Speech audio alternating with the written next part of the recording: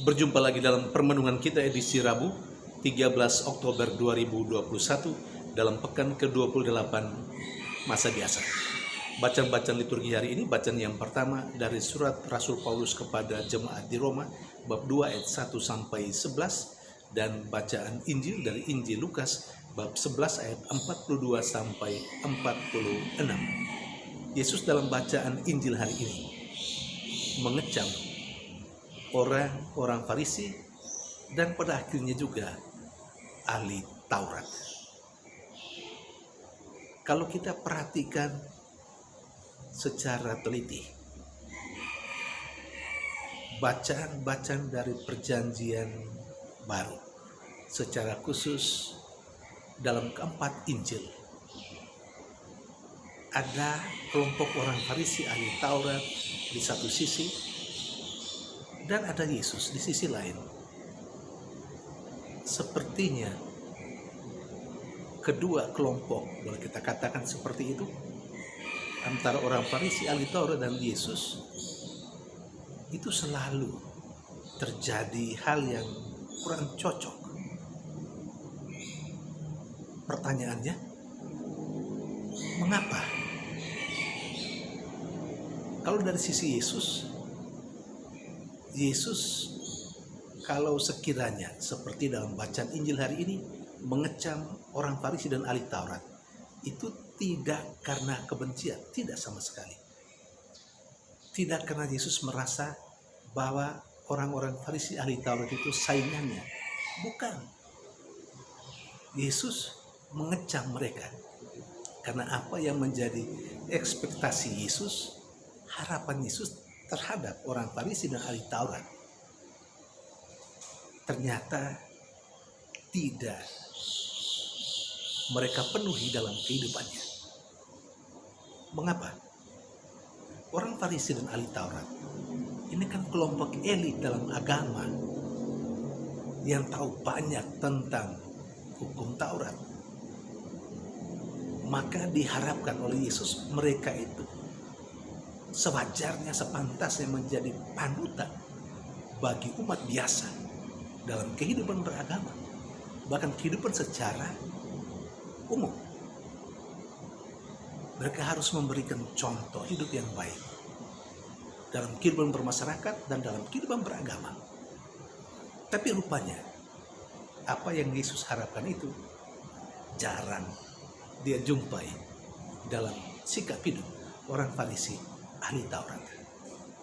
Karena itu kalau Yesus mengecam mereka, kalau kelihatan seperti terus berselisih, sekali lagi tidak pertama-tama karena kebencian, tetapi karena kelompok ini tidak mampu menunjukkan identitas dirinya sebagai orang yang terpandang, orang yang terhormat, kaum elit secara agama, dan dalam kehidupan bermasyarakat mereka termasuk kelompok orang yang punya strata cukup tinggi dalam kehidupan sosial.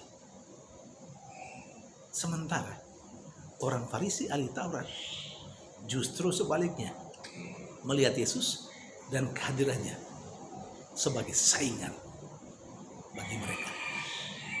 Mereka melihat Yesus sebagai orang yang karena kehadirannya banyak para pengikutnya berlari kepada Yesus, banyak para pengikutnya berkurang. Mereka menganggap Yesus betul sebagai musuh. Malah mungkin juga mereka membenci Yesus. Karena kehadiran Yesus membuat apa yang menurut mereka, ajaran yang benar yang mereka berikan, peraturan-peraturan yang mereka bebankan kepada umat, sedikitnya buyar. Karena Yesus mengajarkan hal yang lain. Sebenarnya bukan hal yang lain sama sekali. Yesus hanya mau menunjukkan kepada mereka apa yang menjadi roh dari peraturan itu. Ini kira-kira gambaran antara kelompok orang Farisi ahli Taurat dan Yesus. Maka kalau Yesus mengecam, sekali lagi seperti yang dikatakan dalam bacaan Injil hari ini, itu tidak karena kebencian, tapi karena cara hidup mereka tidak menunjukkan bahwa mereka adalah kelompok elit dalam agama yang harus menjadi panutan. Bahkan Yesus secara khusus mengecam orang Farisi yang betul mengikuti aturan memberikan persembahan, tetapi mengabaikan keadilan dan kasih Allah. Sementara dalam bacaan Injil hari ini juga kepada orang atau pada ahli Taurat, Yesus menunjukkan satu hal yang kurang dari mereka, yakni mereka memberi beban terlalu banyak kepada hukum dan peraturan untuk diikuti oleh umat biasa, tetapi mereka sendiri menyentuh pun tidak. Sangat memalukan. Saudari dan saudara yang terkasih, apakah kita pantas dikecam oleh Yesus? Karena mungkin kita memiliki sikap hidup yang mirip-mirip orang Farisi, ahli Taurat.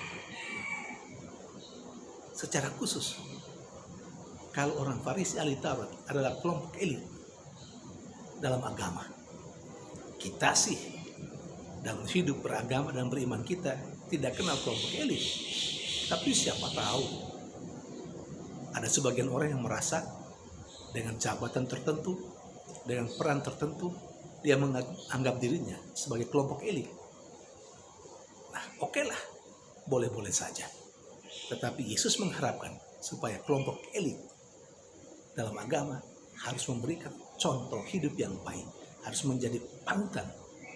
Hidupnya harus disesuaikan dengan label yang melekat dalam dirinya. Kalau dia menganggap dia adalah kelompok elit dalam agama dan dalam kehidupan beriman, misalnya para imam, biarawan-biarawati, oleh umat dianggap sebagai kelompok elit, apakah kita telah memberikan contoh hidup yang baik untuk umat kita? Saudari dan saudara yang terkasih, sementara dalam bacaan pertama, Rasul Paulus mengingatkan jemaatnya di Roma supaya jangan sampai mereka terbawa pada sikap hidup yang suka menghakimi orang lain.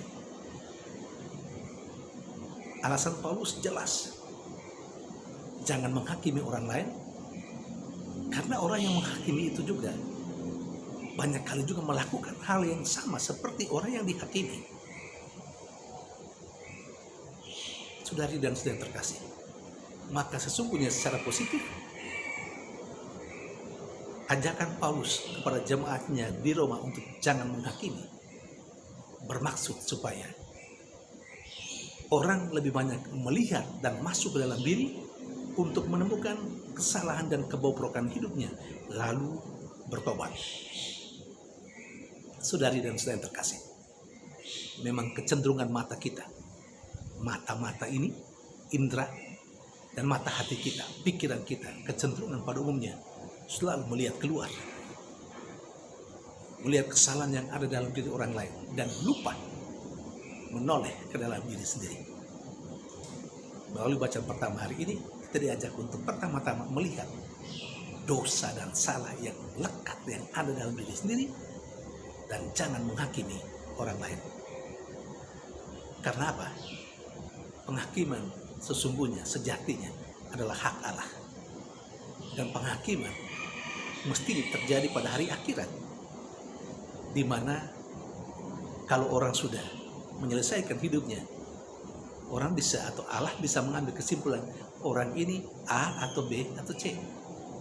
Tapi selama orang masih hidup, masih ada kemungkinan yang baik menjadi kurang baik, yang jahat menjadi baik. Bisa saja ada kemungkinan seperti itu. Saudari dan saudara terkasih, mari kita lebih rendah hati dan lebih baik kita mengatur diri kita sendiri, menata kehidupan kita makin hari makin baik. Tapi biarlah dengan contoh hidup kita yang baik, orang lain yang ada di sekitar kita yang mungkin kita pikir atau kita lihat belum baik bisa menjadi baik karena melihat contoh hidup kita. Tuhan memberkati.